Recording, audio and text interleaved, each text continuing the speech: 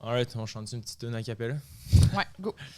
Bonjour mesdames et messieurs, bienvenue à un nouvel épisode du Liberté 45 podcast. Aujourd'hui, on a la chance d'avoir avec nous Alex Martel.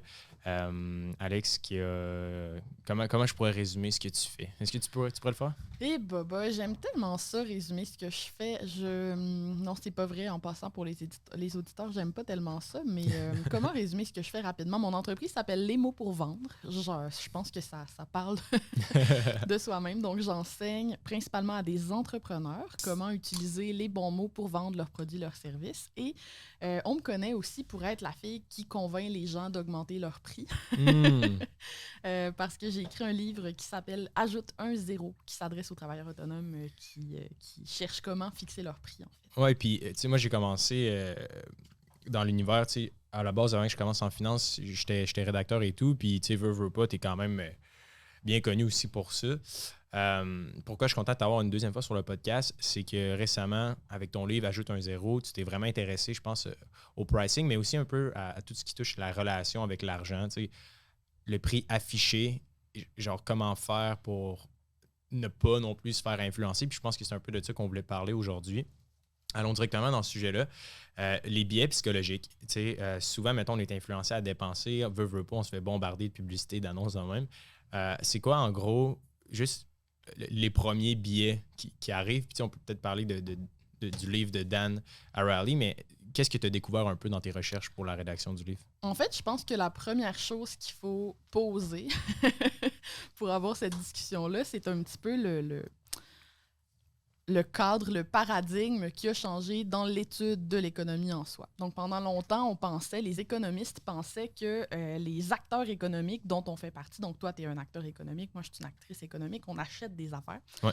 Donc, les chercheurs, les professionnels de la recherche, les économistes pensaient que les gens prenaient des décisions rationnelles économiquement. Mm-hmm. Ça a été le postulat pendant des décennies et des décennies.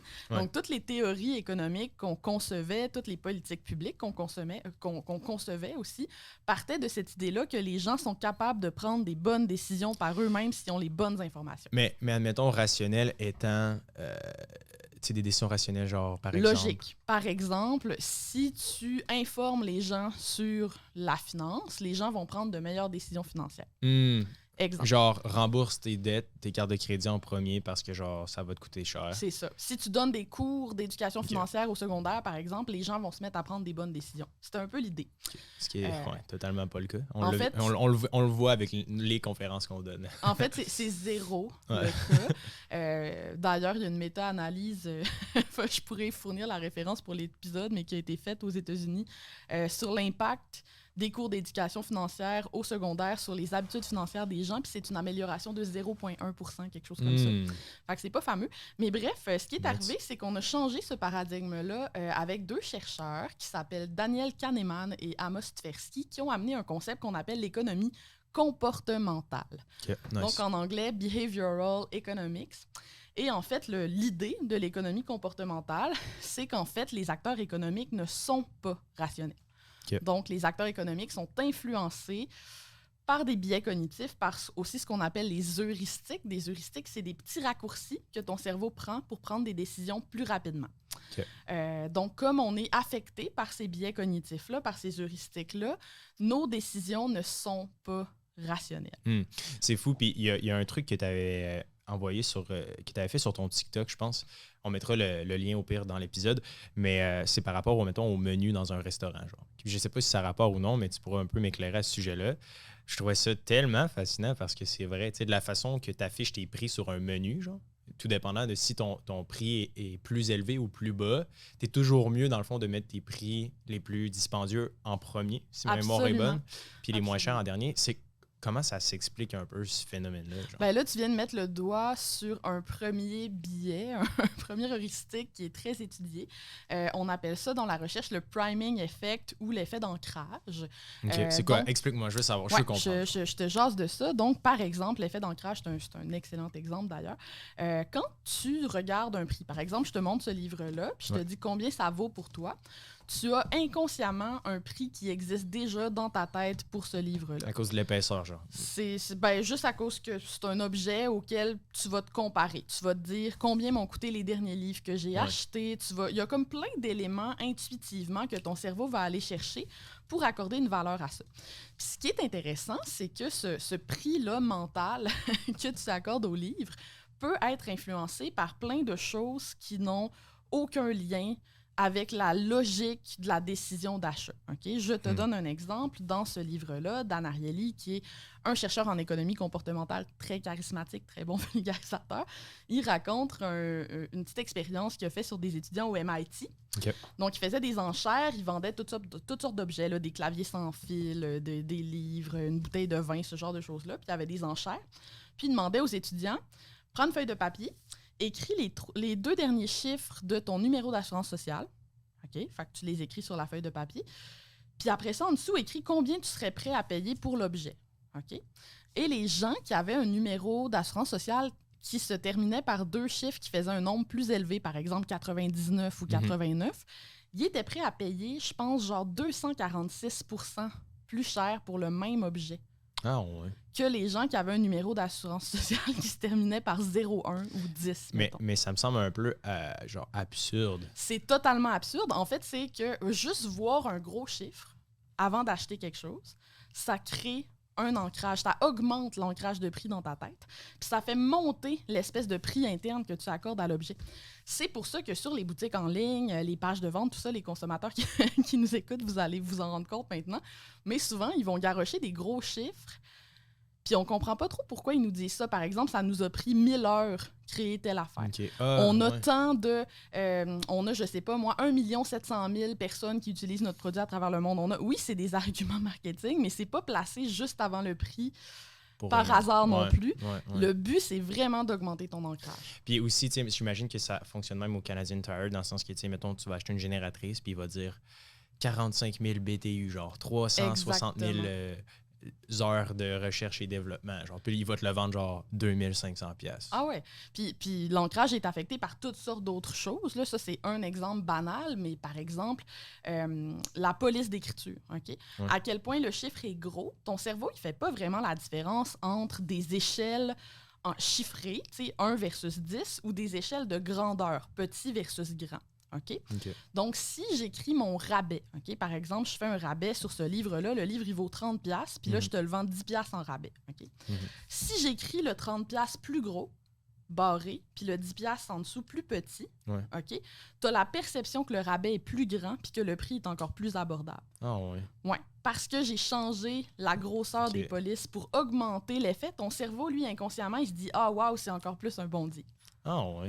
Je savais pas, c'est quand même fou quand tu y penses. Ah ouais, c'est... Ça, je l'imagine vraiment genre dans le concessionnaire automobile. Là. J'ai l'impression que ça, c'est comme... ils l'utilisent, le big time. Il y a plein de contextes où on fait ça. Puis en fait, l'idée, c'est que si on était des acteurs économiques rationnels, comme le voulait l'ancien postulat des théoriciens, des économistes, ben, ce qu'on évaluerait quand on achète une chose, c'est toujours le coût d'opportunité. Donc, on se dirait, est-ce que j'achète ce livre-là? C'est quoi le coût d'opportunité? C'est-à-dire le 30$ que je vais mettre sur ce livre-là. Qu'est-ce que je perds en l'investissant sur ce livre-là, concrètement? Mais évaluer le coût d'opportunité d'un achat, c'est extrêmement demandant cognitivement parlant. Puis des fois, en fait, c'est un peu impossible. Mais le coût d'opportunité, c'est pas non plus... Est-ce que c'est plutôt... Qu'est-ce que c'est prêt à te rapporter ou c'est vraiment basé sur qu'est-ce que... Qu'est-ce que ça peut te rapporter, mais aussi qu'est-ce que tu perds. Puis un bon exemple d'à quel point on calcule mal le coût d'opportunité, qui vient d'un autre livre de Dan Ariely que j'ai pas pu amener, mais qu'on citera dans le podcast qui est Dollars and Cents, que j'adore, by the way. Mais un autre exemple, en fait, qui prouve vraiment qu'on évalue mal le coût d'opportunité, imagine que tu vas t'acheter des espadrilles. Les espadrilles coûtent 100$. Une paire de Nike. Oui, une paire de Nike coûte 100$. C'est vraiment une belle paire. Puis toi, tu veux vraiment t'acheter ces espadrilles-là. Puis là, tu arrives au magasin, puis je te dis, écoute, si tu prends ton char, tu roules 10 minutes, puis tu vas à l'autre succursale, il y a un rabais, puis tu vas sauver 20$ sur la paire de chaussures. OK? La plupart des gens vont se déplacer pour sauver 20$ sur la paire de chaussures. Mais à ce moment-là, ils ne calculent pas le temps que ça va te prendre. Mais c'est même pas là que j'allais. Je vais encore Ok. plus loin que ça. T'es prêt? Ok, ouais, vas-y. Si tu vas au Canadian Tire, t'as acheté un kit de patio. OK? Le kit de patio, il coûte 1000$. Puis je te dis, hey, si tu te déplaces 10 minutes, je te fais 20$ de rabais sur le kit de patio à notre autre succursale. Est-ce que tu vas te déplacer? Non. Pourtant, le coût d'opportunité est le même. Dans les deux cas, tu as sauvé 20$. Right. Mais notre cerveau, C'est ça, vrai. c'est un heuristique. Tu vois, ton cerveau, il n'est pas capable d'évaluer l'argent objectivement. Il ne voit pas le 20$. Ce qu'il voit, c'est le ratio, le pourcentage de rabais. Aïe, c'est vrai, je me suis tellement Ben fait oui. avoir. Fait que là, tu t'es complètement fait avoir parce que tu aurais pu sauver le même 20$. Là. Ce 20$-là, il a la même valeur pour toi. C'est dans vrai. les deux cas. Mais dans un cas, tu te déplaces pour aller le chercher. Wow. Puis dans l'autre cas, tu te dis « Ah non, j'en ai rien à foutre de ce 20$-là. » Pourquoi? C'est crazy. C'est vraiment un mind trick, là, tu sais. J'ai quand même un bon bagage, tu sais, en finance et tout. Puis, tu sais, je suis quand même une tête de chiffre. Puis, ça, tu vois, j'aurais jamais vu. Là. Même en y pensant, j'ai dit, ben non, je n'irai pas au Canadian Tire, mais c'est vrai quand tu y penses. C'est le même. C'est le même 20$. Donc, c'est en fait, c'est une bonne preuve qu'on n'est pas rationnel. Puis qu'on ne calcule pas le coût d'opportunité parce qu'on fait des heuristiques. Puis ça, tu vois, c'est un heuristique qui est très, très, très commun. C'est-à-dire qu'on va faire la comparaison la plus facile possible. Puis on est très affecté par les ratios. Donc, quand on évalue un rabais, ben, on ne va pas évaluer le rabais de manière objective en fonction de l'argent que ça peut nous faire sauver. Le rabais va nous sembler plus ou moins alléchant en fonction du ratio. Ouais, c'est vraiment fascinant. Puis pour les gens qui nous écoutent à la maison, qu'est-ce qu'ils pourraient utiliser ou faire au day-to-day pour se protéger un peu de ce genre de biais-là? Juste le fait d'écouter le podcast. Ah ouais, juste le fait d'en être conscient, ça peut nous aider à l'éviter à quelques reprises. C'est sûr qu'on ne sera jamais capable d'entièrement éviter les heuristiques puis les biais.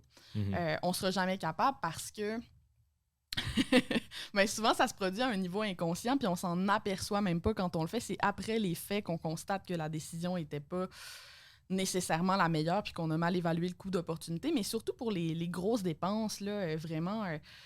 prendre son temps parce que, par exemple, là, je voyais récemment quelqu'un qui se plaignait parce que son courtier immobilier lui avait fait un mini rabais. Genre. Mais le rabais, ça représentait, mettons, 400$. Sauf qu'en pourcentage du prix total de la maison, la personne était là, ah, franchement, il fait comme ça, il me faisait un rabais, mais c'est juste mini pourcentage du prix de la maison. Mais ça reste qu'en termes de coût d'opportunité, crime, c'est 400$, là, déplace-toi puis va chercher les 400$. Est-ce que tu te déplacerais pour aller chercher? Ouais. Tu sais, le mindset qu'il faut que tu aies, c'est pas est-ce que ce rabais-là, c'est un bon deal, c'est est-ce que je me déplacerais pour avoir cet argent-là de plus dans mes poches? Oui, absolument. puis je trouve ça fascinant quand même parce que veut pas, bon, OK, on parle beaucoup d'investissement et tout, mais ça reste que l'épargne est quand même un pilier fondateur de genre n'importe quelle forme d'enrichissement. Puis juste d'être conscient de ces biais-là, là, tu sais, est-ce que, mettons, par rapport à quand les gens essaient de vendre, bon, il y a la vente passive puis la vente active de genre un vendeur de char va être là à essayer de te vendre. Est-ce qu'il y en a des biais comme ça qui sont vraiment... comme que les gens peuvent encore plus voir d'avance, mettons, de la part d'un vendeur de char, admettons? Un des gros biais, c'est en fait notre aversion loss, qu'on appelle, donc notre aversion à la perte, n'est-ce pas? Puis ça, les gens en finance, vous connaissez beaucoup ça. Absolument. Les gens, c'est très douloureux pour eux l'idée de perdre quelque chose, beaucoup plus que l'idée de gagner quelque chose. Ce que ça veut dire concrètement, c'est que souvent, les vendeurs vont essayer de mettre de l'urgence pour vous faire dépenser. Puis moi, je le sais parce que c'est mon travail d'expliquer aux entrepreneurs comment, comment cadrer les choses pour que les gens aient envie d'acheter. Mais un des gros piliers qui vont être utilisés en marketing, c'est l'urgence. Donc, par exemple, le vendeur va te dire, si tu te décides dans les prochaines 48 heures, je vais te donner tel nanane. Ou dépêche-toi, il y a 6 personnes qui attendent en arrière de toi, il faut que tu te dépêches. Puis c'est sûr que l'urgence, il faut en tenir compte dans notre décision. Des fois, l'urgence est réelle, puis ça vaut la peine de se questionner, genre, tu sais, suis-tu réellement pressé? Ça vaut-tu la peine pour vrai? Mais en général, on ne devrait pas prendre de décision dans l'urgence. Jamais. Jamais. Surtout les personnes impulsives. Là, moi, j'ai un TDAH. On est connu pour faire des achats impulsifs. Je suis absolument Mais impulsif. les personnes qui prennent des décisions impulsivement, l'urgence, c'est très dangereux pour nous. Puis une des bonnes façons, en fait, de résister à ça, c'est juste de fixer des règles très strictes dans notre vie au niveau de créer un délai avant l'achat. Moi, par exemple, je me fais très souvent des paniers dans des boutiques en ligne, mais j'ai une règle qui s'appelle la règle des 7 jours, qui est très simple. En fait, j'ai pas le droit d'acheter quelque chose qui coûte plus que 100$ si j'ai pas attendu 7 jours. Puis, je te niaise pas, là, 95% du temps, je finis par ne pas acheter au bout de 7 jours. parce que ça me tente plus une semaine après.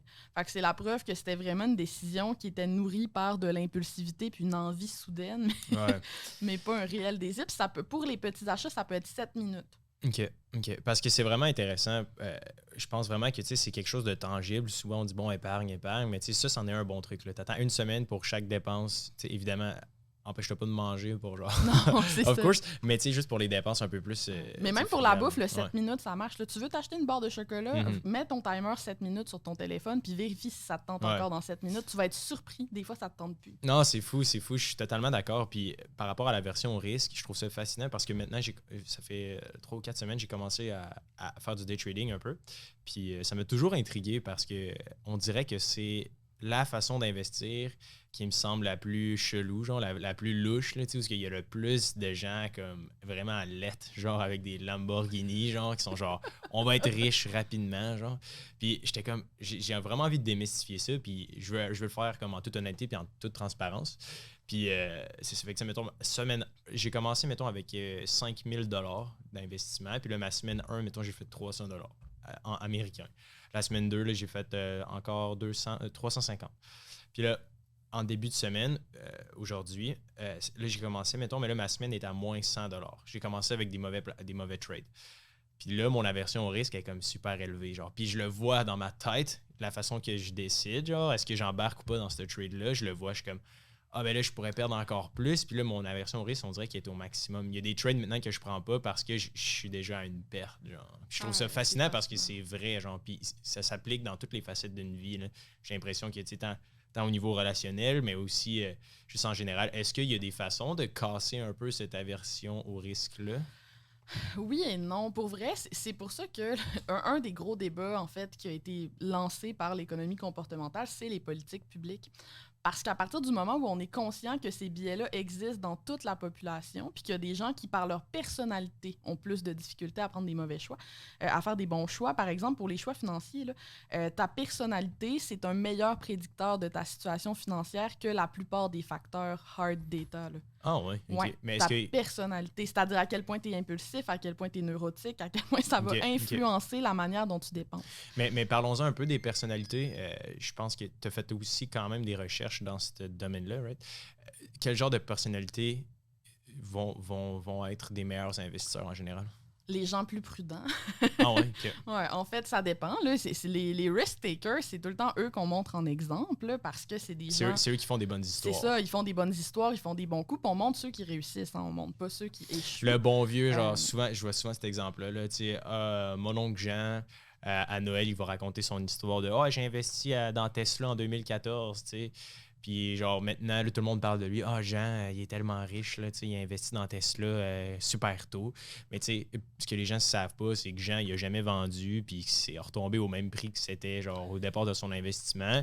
Puis que Jean, il n'a aucune idée, genre, puis qu'il a fait 10 autres mauvais investissements juste avant, genre. Puis là, on dirait que les gens se rappellent juste de comme du home run qui a duré pendant quelques mois, genre. Parce que tu sais, si on regarde l'épargne d'un point de vue, mettons, population, les bonnes habitudes d'épargne, juste prendre l'habitude de placer ton argent, c'est pas tout le monde qui le fait. Là. Vraiment pas. Tu sais, le taux d'épargne moyen des Canadiens depuis les 10 dernières années est environ de 2,5 %. C'est quand même très déprimant. Et ça, tu vois, c'est assez... c'est très étudié en économie comportementale. On se demande... Tu savais de ça? Pour être, mettons, quelqu'un qui gagne 100 000 par année, un Canadien moyen va pouvoir épargner, genre après impôt, après ses dépenses, 2 500 $ par année, genre. Ça fait aucun sens. Là. C'est fou quand même, hein? Ah ouais, c'est incroyable. Puis quand tu veux encourager ces comportements-là... Statistique Canada. Ouais, c'est vraiment difficile parce que, en fait, puis ça, c'est l'autre affaire. Le truc qui passionne les chercheurs comportementaux de ce genre-là, c'est le passage à l'action. Qu'est-ce qui motive les gens à poser des gestes, que ce soit acheter, mais que ce soit aussi épargner, tu sais. Puis en fait, il y a une matrice un petit peu qu'on utilise en économie comportementale qui permet de prédire à quel point un comportement est probable ou pas chez un humain. Okay? Puis cette matrice-là, si je te la dessinais, là, je ferais une croix, comme ça. Fait que sur un des axes, j'aurais, est-ce que le résultat de cette action-là, il est abstrait ou concret? Premier axe. Genre épargner 1 000 $, mettons. Ouais, ou mettons, qu'est-ce que tu vas faire avec ce 1 000 $-là? OK. Puis là, après ça, je ferais un autre axe qui serait le temps. Est-ce que les résultats de cette action-là, je vais les avoir rapidement ou tard. Puis plus c'est abstrait, plus c'est tard, moins les gens passent à l'action. Ça c'est intéressant, cette matrice-là. C'est vraiment basé sur absolument toutes les facettes des motivations des gens, dans le fond. Le temps. Non, c'est ça. C'est quoi? C'est abstrait. Concret. Oui, c'est ça. À quel point c'est concret puis à quel point c'est rapide. À quel point c'est concret, à quel point c'est rapide. Puis l'investissement, c'est de crazy. la prévention presque. Parce qu'on se projette dans un futur qui est lointain. Ouais. Puis des fois, les gens ne savent pas nécessairement pourquoi ils épargnent. Ça leur semble... Ils ont un rêve qui est flou peut-être. Ça fait que c'est une action qui est vraiment difficile à faire aux gens. Ouais. Parce que c'est vraiment... Ça demande un effort cognitif très, très élevé de passer à l'action sur quelque chose qui est abstrait et loin dans le temps. C'est fou. Il y avait une étude qui parlait justement, pas une étude, mais selon une étude, une statistique, là, mettons, hypothétiquement parlant, le marché, admettons, de la méditation représente, mettons, mondialement, genre 12 milliards, ou peu importe là, le chiffre. Puis, admettons, l'univers des antidépresseurs ou des suppléments, genre, c'est comme de 50 milliards. Parce que le fait de juste comme avoir un effet rapide et instantané et vraiment comme il y a moins de friction, donc il y aura plus de transactions. Tu sais, quand tu parlais des gens qui ont la bonne personnalité pour faire de l'argent, je te dirais qu'une des choses sur lesquelles on peut travailler, si tu es une personne un peu plus impulsive comme moi, c'est, en anglais, on appelle ça delay gratification, mais le fait d'être capable de patienter avant d'avoir un gain. C'est pas tout le monde qui est capable de patienter avant d'obtenir quelque chose de positif. Ça, on le voit beaucoup, entre autres, dans la rigueur puis l'effort. Hein. Si ton enfant, mettons, il est super bon à l'école, mais il n'a pas besoin de faire d'efforts pour être bon à l'école, il ne développera pas sa rigueur puis sa capacité à souffrir un peu pour atteindre un résultat qui est bon. Fait qu'il va devenir pauvre. Ben, il va avoir de la misère à prendre des bonnes décisions parce qu'il n'aura pas développé cette capacité-là à atteindre des buts qui sont plus difficiles à atteindre parce qu'ils nécessitent du temps. C'est fou, pareil, cette matrice-là, parce que ça me fait vraiment... je sais pas, on dirait qu'il y a plein de points dans ma tête qui se connectent quand tu racontes t'expliques cette matrice-là, parce que souvent, mettons, dans les épisodes précédents, je disais, tu sais, quand les gens sont pas capables nécessairement de se voir dans le futur, c'est vraiment difficile de placer de l'argent sans comprendre pourquoi.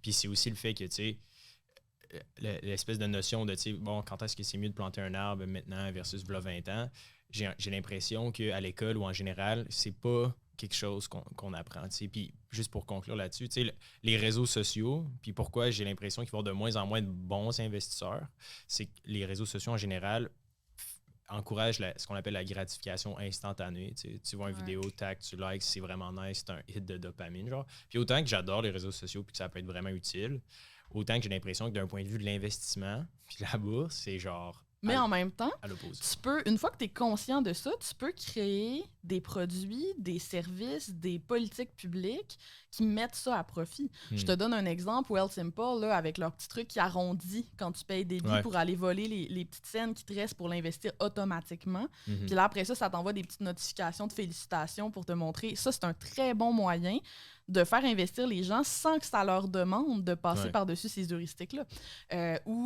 Tout ce qui gamifie, en fait, tout ce qui ajoute une notion de jeu dans l'investissement, pas de jeu dans le sens casino, mais de jeu dans le sens te féliciter, te récompenser, te montrer les petits steps.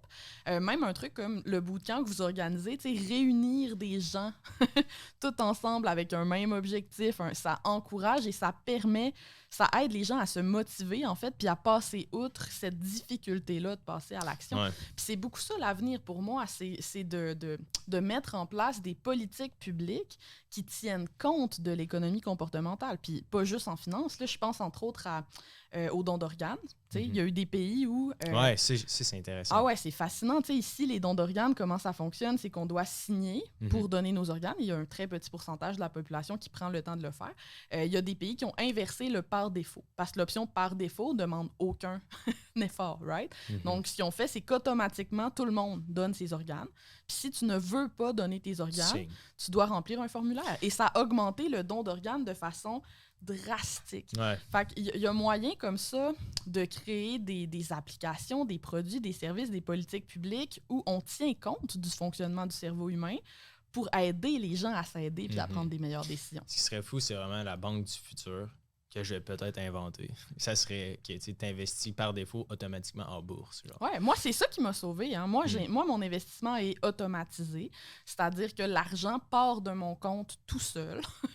À toutes les 2 semaines, j'ai un montant qui s'en va dans mes différents comptes. Il y a un petit pourcentage que je dépense par moi-même pour le plaisir, que j'investis moi-même pour le plaisir. Mais sinon, j'ai automatisé le tout parce que je me connais.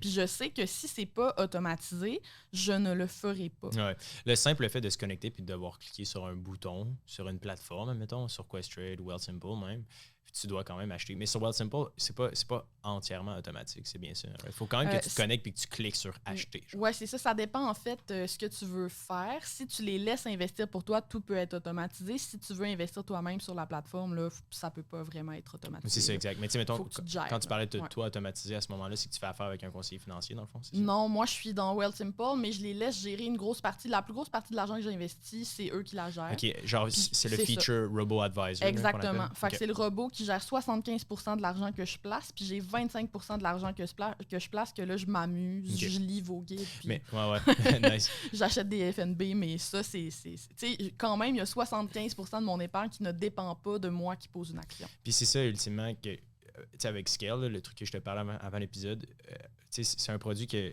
je trouve vraiment intéressant. Tu sais, j'ai l'impression que Wealthsimple, le Robo-Advisor, puis tu peux peut-être m'éclairer, là, j'en ai un petit compte aussi, Wealthsimple, mais est-ce qu'il faut quand même que tu n'as pas vraiment besoin de te connecter? Là. C'est vraiment un virement automatique. C'est un virement automatique qui se prélève dans mon compte tout le temps. Okay. Puis en fait, à la limite, quand la situation financière mondiale va pas bien, comme en ce moment, je vais même pas le regarder. Là. Okay, ouais, c'est ça. L'argent s'en va de mon compte, va se placer dans mon REER, mon CELI, tout le kit. Puis c'est quoi le frais de gestion? Ça dépend, en fait, du montant que tu investis. Que tu as. OK, ouais. Genre, c'est par tranche, mettons. Là. Exactement. Okay. Je pense que quand tu dépasses 100 000, là, il commence à te faire des meilleurs prix. OK. Mais ça commence à 2%, genre? Ça a peut-être changé depuis que je me suis inscrite. Fait qu'il faudrait aller vérifier pour le mettre dans les notes du podcast. Je checkerai. Mais non, ça, c'est intéressant parce que Scale, c'est un peu ça aussi que je veux offrir. C'est une infrastructure qui permet d'investir de façon automatique, de A à Z, sans nécessairement... Tu sais, je pense que Wealthsimple le fait bien aussi, mais je pense quand même qu'il y a une notion genre de conseil puis d'épargne genre qui est pas là. Ouais.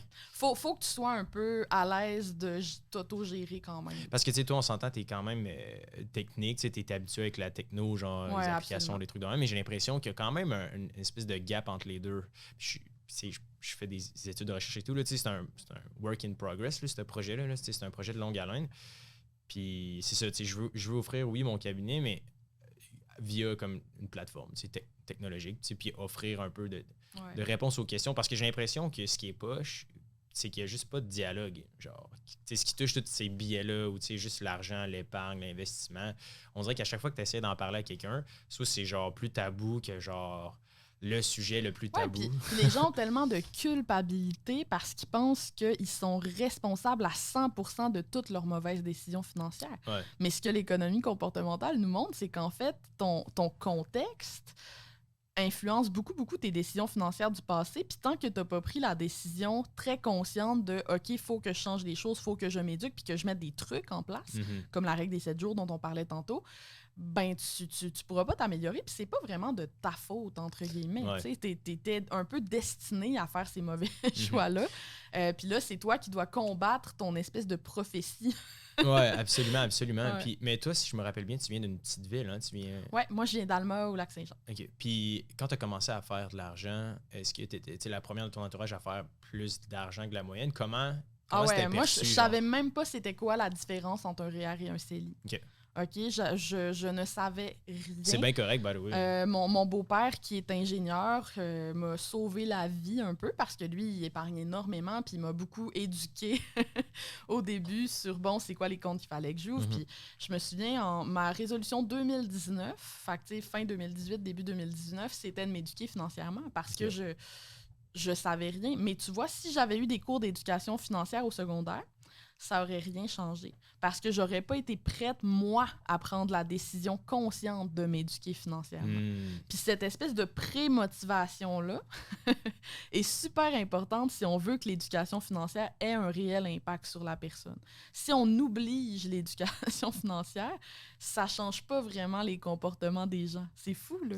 Ouais, c'est fascinant. Puis toi, mettons, dans ta business, là, clairement, mettons, si je veux apprendre à mieux écrire, clairement, oui, je vais faire affaire avec toi. parce que genre, tu as des années d'expérience.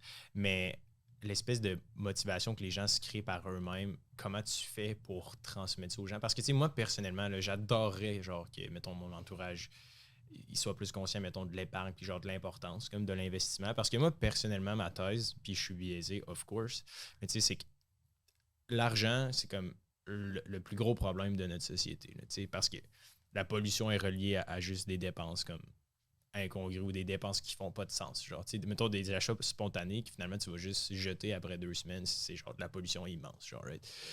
Surconsommation, etc. Fait que, tu sais, d'un point de vue environnemental, ça a un méga impact, j'ai l'impression, le fait que les gens comprennent pas comme la vraie valeur de l'argent puis comment faire pour, genre, être autonome financièrement puis pas dépendre, genre, de ces impulsions-là pour se sentir bien, entre guillemets, right? Puis, toi, admettons, est-ce que parce que, tu sais, mettons, avant que je commence à lire ton livre puis à suivre tes trucs, j'étais genre, je me suis créé une espèce de motivation. J'ai compris que, comme, oh my god, tu sais, la façon que toi t'écrivais, j'étais genre, ok, c'est comme ça, entre guillemets, que je veux écrire. Est-ce que c'est le fait d'un peu de parler pas de la transformation, mais genre d'histoires de personnes qui l'ont faite? Est-ce que ça aide à, genre, créer cette espèce de gap-là pour que les gens, comme, passent à, genre, ok, maintenant, je veux m'éduquer financièrement, genre. Ouais, en fait, c'est difficile parce que ça dépend un petit peu de chaque personne. Puis quand tu fais mon travail, quand ta job, c'est de persuader des gens d'acheter des choses, une grosse partie de mon travail, c'est d'essayer de faire une évaluation des croyances dans la tête des gens quand ils sont pas encore prêts à acheter. Okay. Puis c'est souvent en amont sur ces croyances-là qu'il faut travailler. Tu sais, je te donne un exemple. Moi, mon livre Ajoute un zéro, le gros paradigme que je défais dans mon livre, c'est le taux horaire. J'explique aux travailleurs autonomes pourquoi il ne faut pas qu'ils chargent à l'heure. Puis quelqu'un qui est convaincu que charger à l'heure, c'est la seule façon de faire dans son domaine, par exemple un rédacteur, parce que moi, en tant que rédactrice, j'ai longtemps pensé ça, que j'avais pas le choix de charger soit à l'heure, soit au mot. Quelqu'un qui est dans ce mindset-là sera jamais prêt à acheter mon livre parce qu'il va penser « c'est pas pour moi, moi je suis une exception ». Fait que ça, c'est un bon exemple de croyance préexistante qui empêche les gens de passer à l'action.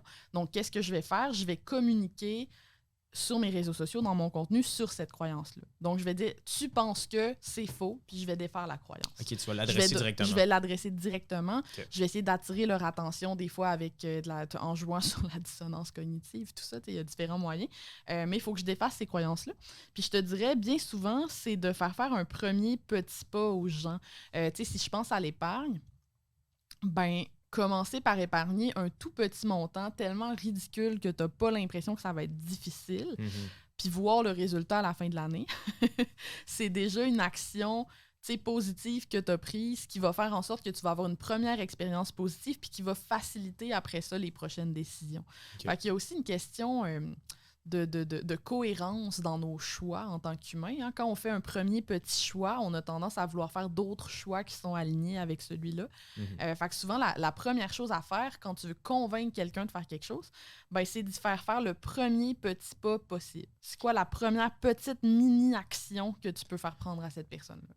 Je te coupe, mais dans le fond, c'est le premier. Comment faire la première action? Le truc à ce moment-là, ce serait de revenir à la matrice puis de dire lequel est le plus instantané, qui apporte le plus de résultats tangibles. Oui, totalement. Puis genre la red pills, genre. S'il n'existe pas de résultats rapides et spontanés, tu peux l'inventer. Puis ça, c'est là que les applications puis l'innovation entrent en ligne de compte. Tu sais, un autre exemple là, qui s'est passé dans un collège aux États-Unis, mais il essayait de faire économiser de l'énergie aux gens. Fait que fermer leur lumière, tout ça, les étudiants en résidence.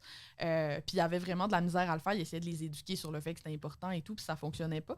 Puis en fait, ce qu'ils ont fait, c'est que dans la common room, donc dans la salle commune de la résidence universitaire, ils ont créé une mascotte virtuelle qui était, mettons, un ours. Puis l'ours était malheureux. Quand les dépenses énergétiques étaient plus élevées dans le building. Puis le fait de voir l'impact de leurs décisions quotidiennes sur la mascotte virtuelle, ce qui est totalement niaiseux dans le fond, a fait en sorte que les étudiants se sont mis à vraiment mieux gérer leurs dépenses énergétiques dans le building, mieux fermer leurs lumières, etc., à temps. Fait que des fois, il y a moyen, par l'intelligence humaine, par l'innovation, par des applications, par des services, bon, peu importe, de se casser la tête pour essayer de se demander, OK, gars, il n'en existe pas là, de bénéfices concret, rapide, mais est-ce que je peux en inventer un factice qui va aider la personne à prendre des bonnes décisions? C'est fou. Est-ce que tu connais ILO, l'application d'Hydro-Québec? OK. shout-out Hydro-Québec. Hilo, c'est une application que Hydro-Québec ont développée. Puis c'est vraiment relié avec justement les politiques économiques. Là. Je pense que ça va t'intéresser.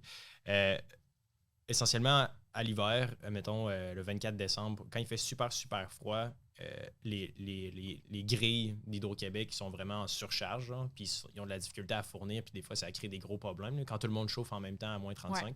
Puis Hilo, il donne dans le fond des récompenses. Tu télécharges l'application, puis il te donne de l'argent, des récompenses en argent quand tu fais le challenge du mois. Genre. Fait que, mettons, pendant le mois de février passé, c'était genre, on te donne 50$ ou 100$ si tu réduis pendant un mois de 1 degré ton thermostat. Genre, si tu baisses tous tes thermostats de 1 degré, tu sais, si tout le monde au Québec là, baissait leur thermostat d'1 degré, là, on économiserait tellement d'énergie, ça serait. Mais c'est du génie parce que pour les gens, le fait de baisser leur thermostat d'1 degré, ils voient zéro. Ouais. C'est quoi l'impact que ça va avoir sur leur facture, sur le Québec, c'est très abstrait, c'est très lointain.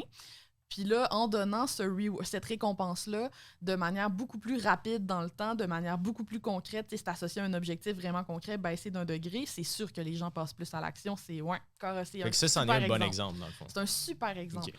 Puis c'est un petit peu ce que je veux dire. J'espère que les gens qui nous écoutent, tout ça, mettez en place dans votre propre vie des systèmes de récompense de ce genre-là. Jouez avec votre cerveau, en fait. C'est ça que je me rends compte. Puis, admettons, j'essaie de développer plus de structure, admettons, pour mes différents projets, parce que là, je commence à avoir juste trop de choses à faire. Puis, je me rends compte que, j'essaie de développer une meilleure structure. Mais je me rends compte, dans le fond, que c'est pas noir et blanc nécessairement. C'est vraiment beaucoup plus nuancé qu'on le pense. Puis d'essayer des choses de façon répétitive sans nécessairement toujours se taper sur les doigts quand tu ne le réussis pas, genre la même journée. J'ai l'impression que ça fait toute une différence. Mettons, j'ai commencé à faire un calendrier plus détaillé avec des to-do, genre de la grosse structure. Mais je me suis rendu compte que, dans le fond, il y a certains outils que je vais garder à travers le temps, puis c'est bien correct. Il y a certaines habitudes que je vais essayer, que finalement, je vais juste... Mettons, j'essaie de commencer à faire un journal. À chaque matin, j'essayais d'écrire pour genre essayer de comprendre un peu mes pensées puis qu'est-ce qui était important. Parce que moi, mon problème, c'est ça en ce moment. J'essaie de me dire, OK, à travers tous mes projets, mettons, j'ai des machines distributrices, j'ai des trottinettes, j'ai Scale, j'ai les Liberté 45, j'ai le podcast, j'ai la newsletter, j'ai le bootcamp. À travers tous ces projets-là, qu'est-ce que oui me tente, mais qu'est-ce qui est le plus important, puis où est-ce que je peux avoir le plus d'impact. Puis mon struggle en ce moment, c'est ça, d'essayer, à travers tout le bruit, genre, des services clients, de tout ça, de genre identifier lesquels est important. Mais je me suis rendu compte que, pour revenir à ce que tu disais, l'important, c'est vraiment d'essayer un paquet de trucs, puis essayer de jouer un petit peu avec son cerveau, de donner un peu quand même des récompenses à court terme, ou genre juste le fait de comprendre ces biais-là, la matrice, admettons, là, honnêtement, je vais partir d'ici après le podcast, puis je vais aller l'appliquer dans ma vie, là, mais c'est tellement vrai. Ah ouais. Qu'est-ce qui est le plus concret puis le plus rapide? Ça, c'est là qu'il y a le moins de friction puis un maximum de transactions, genre. Fait que, exemple, l'antidépresseur, c'est le meilleur exemple. Genre. L'antidépresseur, c'est genre, il n'y a aucune friction, ça coûte presque rien, genre. Fait que, comme il y en a vraiment beaucoup, là, au Québec puis juste dans le monde en général qui prennent des antidépresseurs. Puis ça, c'est un autre sujet de conversation, là, je suis pas là, whatever.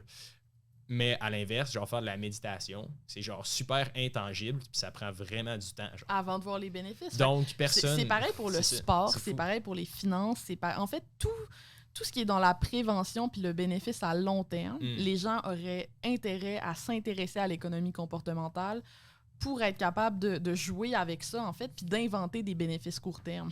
C'est fou quand même. Qui vont les aider. Des récompenses, tout ce qui touche la ludification, la gamification, là, c'est vraiment très, très relié à l'économie comportementale, d'ailleurs. Puis par rapport au storytelling, est-ce que toi, mettons, dans ton quotidien, comment tu l'appliques, mettons, ton storytelling pour convaincre les gens, mettons, de rejoindre, genre, n'importe quoi, là. Pas nécessairement pour acheter, mais aussi, tu sais... partir un OBNL ou des trucs de même. Le storytelling, en quoi est-ce que toi, ça t'est utile? Puis pourquoi est-ce que ça convainc les gens? Genre? En fait, moi, j'haïs le mot storytelling parce que je trouve que les gens ne comprennent pas de quoi on parle quand on dit storytelling parce que c'est vague. Ouais. Tu sais, c'est comme raconter des histoires. Genre, oui, mais quelles histoires, dans quel contexte? Au pire, je vais te raconter une histoire. OK. Puis après ça, on pourra en parler plus en détail de la mécanique derrière ça. Okay. Fait que c'est une fille puis son père, OK? La fille est aux États-Unis, elle vient de graduer son école, puis son père, il donne comme cadeau une voiture, OK? Ouais. La voiture, elle a l'air un peu boboche puis un peu maganée, mais il dit, avant que je te la donne, j'aimerais ça que tu ailles au concessionnaire d'auto-usagers en bas de la rue dans le quartier, puis que tu me dises combien est-ce qu'ils sont prêts à te donner pour cette voiture-là, genre. Fait que là, la fille, elle dit, OK, c'est bon, papa, je vais aller regarder ça.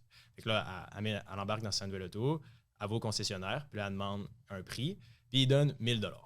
Fait que là, il remonte, il va voir son père, puis elle dit « Ah, dans le fond, cet auto-là que tu m'as donné, ils sont prêts à me donner 1 000 $. » Là, son père, il répond, il dit « Écoute, maintenant, j'aimerais ça que tu ailles au pawn shop, genre, tu sais, le prêteur sur gage, à côté du concessionnaire. Retourne là-bas, puis demande-y un prix pour ta voiture. » Il retourne là-bas, il dit « Ah, tu sais, il s'en va là-bas, la fille, elle demande, et il leur dit « Parfait, ça va, je suis prêt à te donner 2 000 $. » Elle remonte, elle va voir son père, puis elle dit « Ouais, tu sais, il disait qu'il avait de l'air pas mal magané, puis c'est une vieille auto, genre, fait que 2 000 $, je pense que c'est vraiment le meilleur prix que je peux avoir. » Puis là, finalement, elle dit « Va à cet encan-là, genre d'auto spécialisé, puis va demander combien il serait prêt à te payer pour ça. » Il s'en va là-bas, elle revient, puis il dit « Hey papa, c'est fou, il était prêt à me donner 100 000 $ pour ce véhicule. » Parce que c'est une voiture de collection super nichée que peu de gens connaissent. Genre.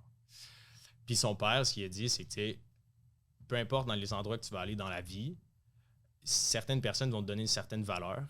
Puis selon toi, si genre tu vaux plus que ça, c'est vraiment important genre de pas rester là puis d'aller ailleurs à ta juste valeur. T'sais. Puis ça, je trouve que c'est une belle histoire parce que c'est vrai. Genre, souvent, tu vas travailler, mettons, dans un job où ce que personne ne reconnaît ta valeur puis personne ne sait ce que tu vaux vraiment, right? T'sais, probablement que toi, tu avais un certain salaire quand tu as commencé, mais que tu es vraiment une bonne rédactrice puis tu as une autre que tu vaux pas mal plus maintenant que tu fais ça selon toi, ta propre valeur, right? Puis je trouve que c'est une histoire qui personnellement résonne avec moi, mais aussi avec un paquet de gens parce que la voiture, la relation avec son père, c'est comme universel puis tout le monde peut comprendre, genre. Fait que ça, un peu, c'est du storytelling, right? Puis qui donne une belle morale d'histoire. Oui, absolument. Puis, en fait, le storytelling, c'est hyper puissant parce que notre cerveau pense en histoire tout le temps. S'il y en a qui ont envie de lire là-dessus, vous irez lire sur le paradigme de Fisher, qui montre en fait qu'on fait une heuristique avec le storytelling. Je te fais le test tout de suite, OK? Si je te dis, par exemple, je te parle de Lucie. Lucie, c'est une militante féministe qui est super de gauche, là, vraiment, tripe sur la justice sociale. Elle est tout le temps rendue dans des manifestations. C'est rendu que ses parents sont inquiets, genre, parce qu'elle est tout le temps en train de manifester. À l'université, c'était quelqu'un qui avait des opinions vraiment très, très, très arrêtées. Elle se prononçait souvent dans ses cours sur des enjeux, tout ça. D'après toi, c'est quoi sa job en ce moment? Est-ce qu'elle est infirmière ou elle travaille pour un organisme de protection des droits des femmes? Je dirais un organisme pour...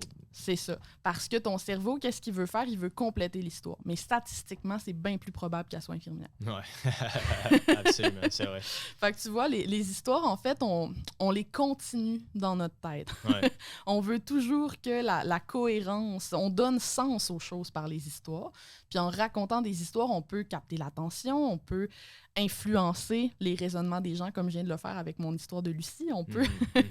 Fait que c'est hyper puissant, mais il faut que ce soit fait de façon réfléchie, mettons. Puis c'est pas vrai que juste... Tu sais, toutes les histoires sont bonnes à raconter dans tous les contextes pour convaincre. Absolument, absolument. Ouais. Puis je me rends compte parce qu'en finance personnelle, tu sais, ma mission, c'est vraiment de démocratiser puis rendre ça accessible puis rendre ça cool, genre, puis le fun.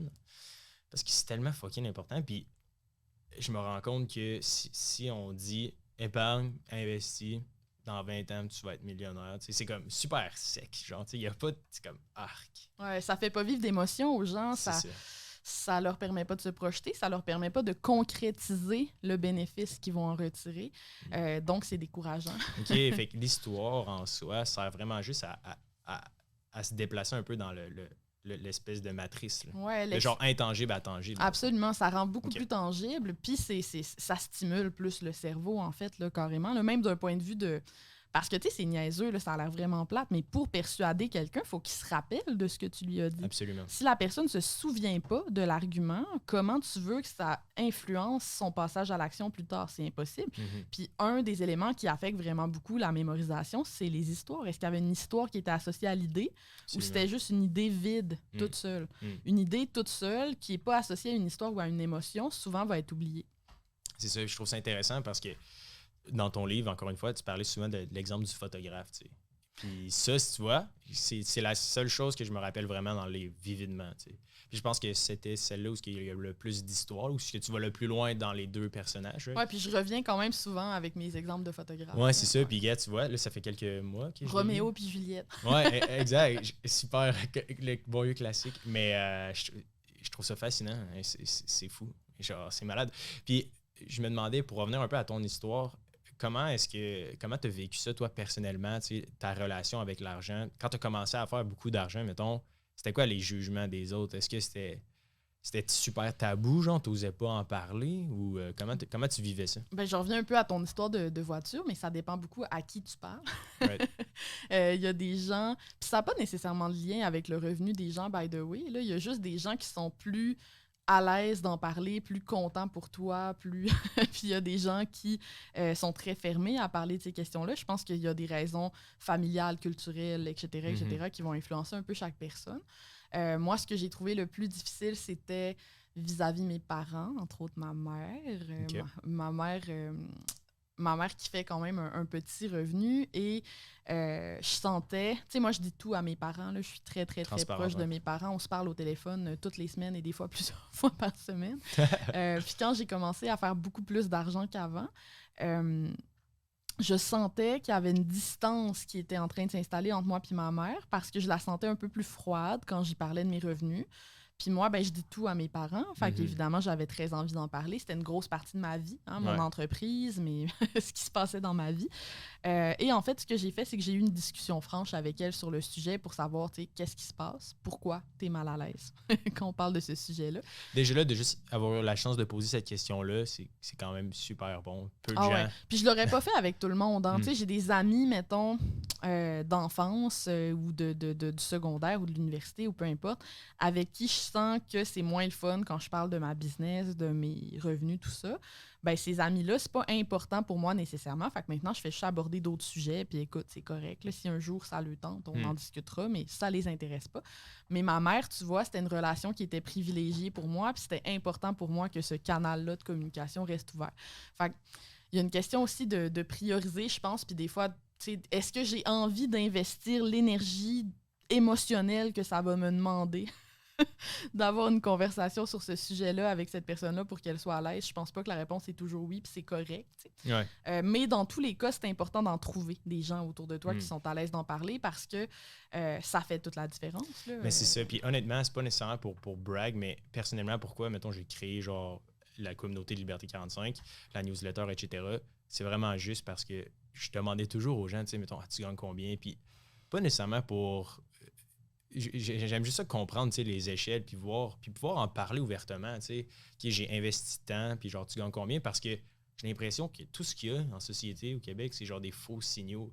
Tu sais, tu vois quelqu'un avec un gros SUV, mais c'est que de la dette. Genre, tu vois sa grosse maison, mais c'est que de la dette. Fait que là, les gens se basent sur « Ah, parfait, je vais faire ça, je vais avoir un gros salaire, je vais pouvoir me payer ça. » Mais en réalité, ils sont endettés puis ils ne dorment pas le soir. Ouais, les gens, ils associent beaucoup la richesse à un style de vie, tu sais. Ouais. Mais c'est ça que je trouve, tu sais, un peu bizarre. Puis l'argent, tu sais, mettons, dans l'univers du podcasting au Québec, tu sais, t'as genre Sexe Oral prend un break 5 à 7.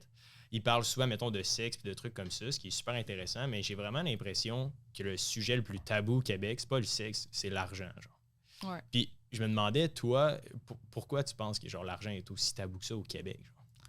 Parce que c'est tellement relié. Ben, d'abord, moi, je crois pas au fait que c'est juste tabou au Québec. Okay? Moi, je pense que l'argent, c'est tabou partout, jusqu'à un certain niveau.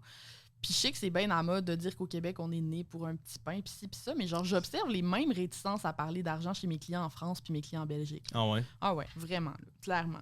Fait que je sais pas à quel point c'est... Tu sais, faudrait que je vois une étude pour qu'on prouve qu'il y a vraiment une giga différence culturelle par rapport au traitement de l'argent, parce que moi, en tout cas, 40% de ma clientèle est hors Québec, puis j'observe les mêmes questionnements. Tu sais, là, je parle pas des États-Unis, là, je parle d'autres pays francophones.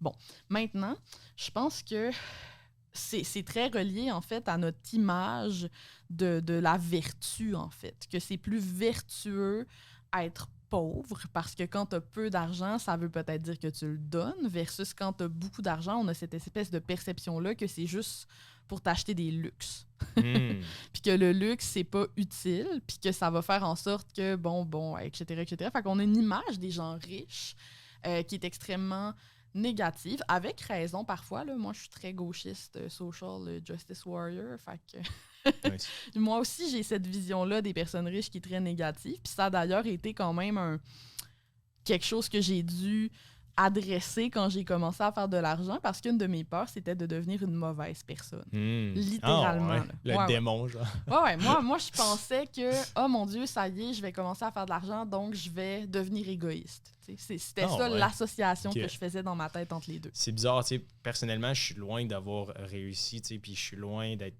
encore autonome financièrement. Mais j'ai l'impression que plus je commence à faire des revenus, puis plus mes projets grossissent, le moins je suis stressé. Puis le plus, j'ai envie de donner, genre. Ouais, parce qu'en fait, dans les faits, ça n'a rien à voir. Puis si on était plus nombreux à avoir des bonnes valeurs de communauté, de dons, d'échanges, d'entraide, à faire de l'argent, mieux la société se porterait.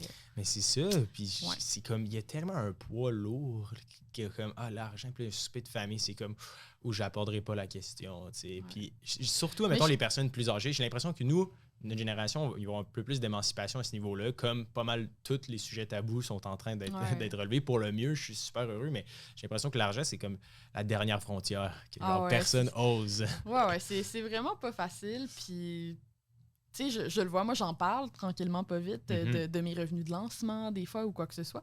Puis j'ai tout le temps 50% des gens qui sont vraiment contents, puis 50% des gens qui sont offensés. Là, c'est fou. Pour qui c'est inacceptable de partager publiquement. Non, c'est ça, c'est fascinant. Tes revenus. Ouais. Merci beaucoup, Alex. On arrive au bout de l'épisode. Est-ce que, si les gens veulent en savoir plus sur ce que tu fais et tout, je vais mettre les liens vers ton site web et aussi ton livre. Est-ce que tu veux terminer sur... vu que tu as beaucoup de tes auditeurs qui ne seront pas des entrepreneurs, vous ne deviendrez sûrement pas mes clients si vous ne vendez pas des affaires. Mais j'avais quand même le goût de vous donner une couple de recommandations de lecture pour les gens qui ont trippé sur l'économie comportementale, qui ont le goût de pousser plus loin. Fait que j'ai amené ici Predictably Irrational, qui est un livre de Dan Ariely que j'ai mentionné un petit peu au début. Là. Il y a aussi un documentaire qu'il a fait sur Netflix sur le mensonge puis la tricherie qui est vraiment excellent. Ça s'appelle Dishonesty. Mais ça, c'est Predictably Irrational. C'est vraiment sa Bible. C'est un livre qui est vraiment une bonne introduction à l'économie comportementale dans lequel il raconte toutes sortes d'expérimentations, d'études. C'est vraiment fascinant. Il a aussi écrit un livre spécifiquement sur l'argent qui s'appelle Dollars and Cents, dans lequel il parle un petit peu des notions qu'on a abordées aujourd'hui, fait que l'ancrage, le coût d'opportunité, etc., etc., puis où il aide en fait les consommateurs à prendre des meilleures décisions malgré ces ancrages-là, ces choses-là. Donc, franchement, les livres de Dan Ariely, je ne peux pas assez... clairement. Je peux pas assez les recommander. Il y a aussi The Psychology of Money, que je trouve quand même intéressant. Je ne sais pas si tu as eu la chance de le lire. Je l'ai pas lu, celui-là. C'est vraiment plus sur l'investissement, mais c'est plus les billets en tant qu'investisseur. Puis il parle un peu d'histoire et tout. Là, ça pourrait être super combler ça. Donc, merci infiniment, Alex, d'être venu sur le podcast. Si jamais vous avez des questions, vous pouvez venir sur liberté45.com, nous écrire à moi et Simon. Ça va nous faire plaisir là, de répondre à vos questions. Et sur ce, on se dit à la semaine prochaine.